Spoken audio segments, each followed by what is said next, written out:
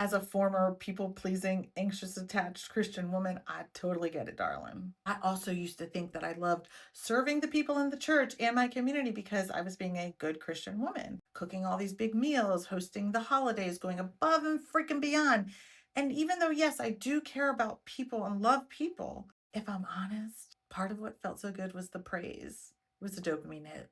When people would say, "Oh my God, Holly, you're so amazing, you're incredible, thank you so much," my brain would light up.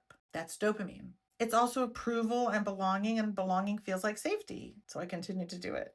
But so many of us were conditioned in the church to be people pleasers. Our worth got tied to how much we did for others. Just be selfless, be humble, don't focus on yourself, don't call yourself beautiful, don't recognize how amazing you are, don't need too much. And on top of that, if you already had an anxious attachment style from abandonment and wounding from your childhood, that kind of conditioning just poured gasoline on it. Then I found myself over functioning all the time, over giving, constantly scanning for whether people were happy with me. My nervous system was constantly saying, am I still safe? Am I still loved? And one day your kids grow up and leave, and you're not in a relationship, and nobody needs you in the same way anymore. And you're sitting there like, well, who am I if I'm not needed? I need to be with somebody doing something, or I'm not worthy. And that's where the real work had to start for me. And I had to ask myself, am I worth cooking a beautiful meal for, even if no one else is there to appreciate it? Am I worth creating a beautiful life for, even if nobody's clapping? So healing is learning to validate yourself, not in an arrogant way, but in a secure way, in a steady way. Being generous is not the problem, but over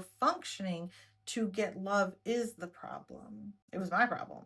And when you finally do untangle your worth from your performance, you still get to be generous. You still get to love big, but now you're doing it from a whole place inside of you and not for survival, belonging, acceptance, love, safety.